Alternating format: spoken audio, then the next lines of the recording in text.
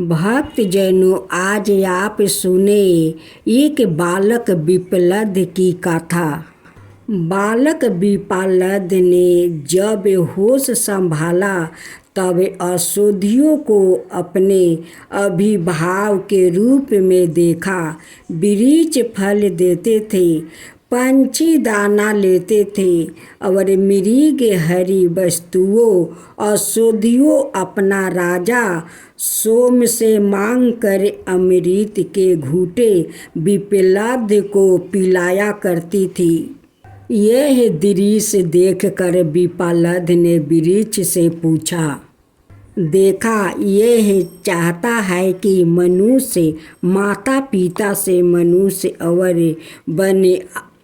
वनस्पतियों से वनस्पतियों पैदा होते हैं, किंतु मैं आप वनस्पतियों का पुत्र होकर भी मनुष्य कैसे हो गया।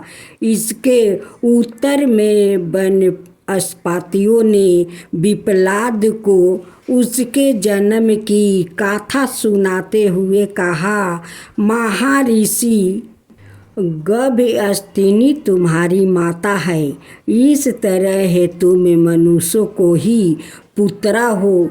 तुम्हारे माता पिता हमें पुत्र की तरह मानते थे, अतः हम भी तुम्हें पुत्र ही मानती आ रही हूँ। तुम्हारी माँ ने अपना पेट चीर कर तुम्हें पैदा किया था और हमें सौंप कर सवाए सती हो गई थी। तुम्हारे माता पिता के मर जाने के बाद समूचा वन बहुत दिनों तक रोता रहा। वो हमें प्यार करते थे और हम सब उन्हें। इतना कह कर वनस्पतियों फूट फूट कर रो पड़ी। यह सुनकर बालक विप्लद को बहुत विस्मय हुआ। उसने अपने माता पिता की कहानी जाननी चाहिए। वनस्पतियों ने उनके माता पिता को श्रद्धा से नमन करे उनकी जीवन गाथा प्रभाव की। तुम्हारे पिता का नाम दधीचि था, उनमें सभी उत्तम गुण विद्यमान थे। तुम्हारी माता उत्तम कुल की कन्या और पतिव्रता थी। उनका नाम था गर्भस्थिनी, वो लोपामुद्रा की बहन थी। तुम्हारे माता पिता ने तपस्या कर इतनी सामर्थ्य अर्चना कर ली थी कि उनके आश्रम पर दैत्यों दानवों का आक्रमण नहीं हो पाता था। एक दिन विष्णु, इंद्र आदि सभी देवता आश्रम में आए। दैत्यों पर विजय पाने से वो प्रसन्न थे। तुम्हारे माता पिता ने उनका भावभीना सत्कार किया। देवताओं ने कहा, आप जैसे महर्षि जब हम लोग पर इतनी कृपा रखते हैं तब हमारे लिए क्या दुर्लभ है। हमने शत्रुओं पर विजय प्राप्ति कर लिया है। अब चाहते हैं कि अपने अस्त्र शस्त्र आपके आश्रम में रख दे, क्योंकि तीनों लोकों में आपका आश्रम ही निरापद स्थान है। यहाँ आपकी तपस्या के प्रभाव से दैत्य आदि प्रवेश नहीं कर पाते। उदार चेता मुनि ने उनकी प्रार्थना स्वीकार कर लिया। तुम्हारी माता ने उन्हें रोकते हुए कहा, नाथ, यह कार्य विरोध उत्पन्न करने वाला है। इस काम में आप ना पड़े। आप तो समदर्शी है। आपके लिए शत्रु मित्र बराबर है। अस्त्र शस्त्र रखने से दैत्यों और दानव आपस में शत्रुता रखने लगता है। लोगों धरोहर रूप में किसी का धन रखना साधु पुरुषों के लिए उचित नहीं कहा गया है। महर्षि दधीचि ने कहा, देवता दृष्टि के रक्षक है और मैंने हाँ कर भी दिया है, इसलिए अब नहीं कहना अनुचित है। देवता अस्त्र शस्त्र आश्रम में राख कर चले गए। इधर दैत्य महर्षि से हिंसा करने लगे। महर्षि को चिंता हुई कि दैत्यों बड़े वीर तो है ही, साथ ही तपस्वी भी है। जब वो आक्रमण करेंगे तब मैं शस्त्र की रक्षा नहीं कर पाऊंगा। ऐसा विचार कर उन्होंने अस्त्र शस्त्र की रक्षा के लिए एक उपाय किया। उन्होंने पवित्र जल को अभिमंत्रित कर उसे अस्त्र शस्त्रों को नहलाया और उस जल को सवाए भी पी लिया। तेज निकल जाने से वो सभी अस्त्र शस्त्र शक्तिहीन हो गए, इसलिए वो धीरे धीरे नष्ट हो गया। बहुत दिन के बाद देवता महर्षि के आश्रम पहुँचे, क्योंकि उनके शत्रुओं ने फिर सिर उठाया। महर्षि ने उन्हें बतलाया कि उन अस्त्रों की सुरक्षा के लिए उनका तेज मैंने पी लिया है। वो अब मेरी हड्डियों में मिल गए हैं। आप हड्डियाँ ही ले जाए। मेरे शरीर का यह सुंदर उपयोग हो रहा है। महर्षि ने योग के द्वारे शरीर का त्याग कर दिया। विश्वकर्मा ने उन हड्डियों से दिव्य अस्त्र का निर्माण किया। वो ही देवताओं की विजय के कारण बने। इस अवसर पर माता गभस्तिनी नदी तट पर गई थी।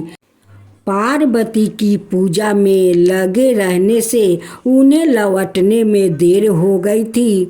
उस समय वो गर्भवती थी। आश्रम में आने पर उन्होंने अपने पति देव को नहीं देखा।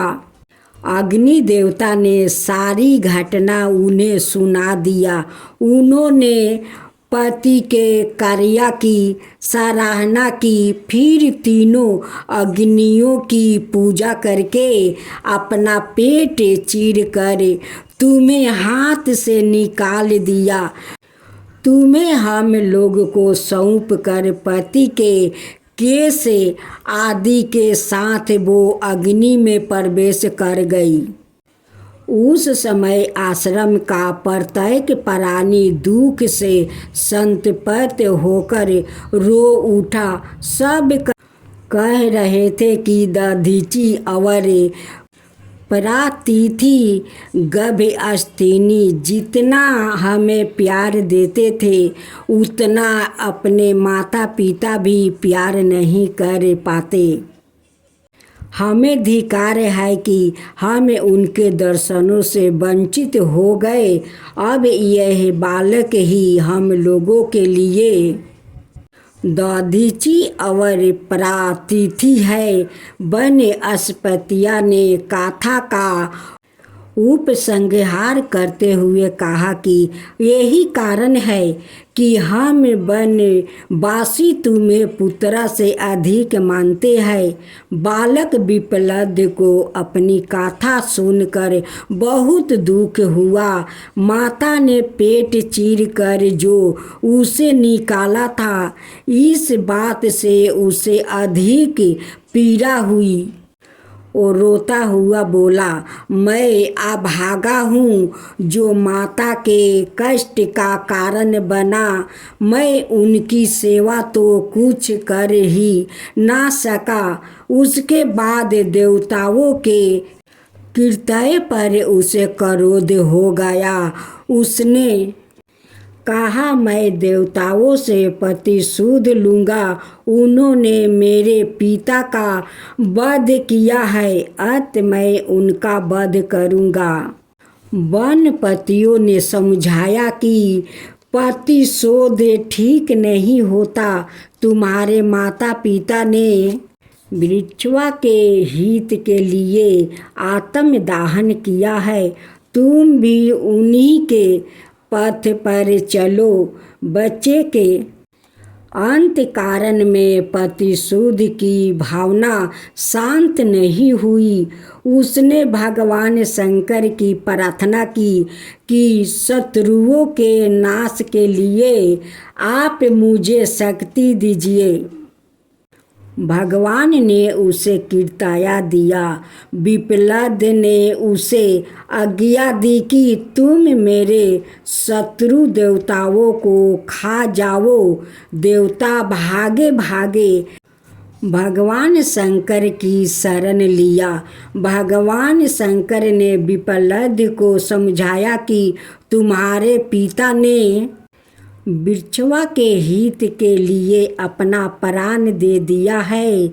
उनके समान दयामय कौन होगा। तुम्हारी माता भी उन्हीं के साथ पतिलोक चली गई। उनकी समाता किससे होगी। तुम भी अपने माता पिता के रास्ते पर ही चलो। तुम्हारे प्रताप से देवता संकट में पड़ गया है। उन्होंने तुम्हें बचाओ, यही तुम्हारा कर्तव्य है। प्रतिशोध अच्छा नहीं होता है। विप्लद शांत हो गया। उन्होंने भगवान शंकर का उपदेश मान लिया। भगवान ने और देवताओं ने भी विप्लद को वरदान मांगने को कहा। विप्लद ने वर मांगा कि मैं अपने माता पिता को देखना चाहता हूँ। दिव्या लोक से उनके माता पिता दिव्या विमान से उपस्थित हो गया। उन्होंने कहा, पुत्रा तुम धन्य हो। तुम्हारी कीर्ति सरक लोक तक पहुँच चुकी है। तुमने भगवान शंकर का प्रत्यक्ष दर्शन किया है।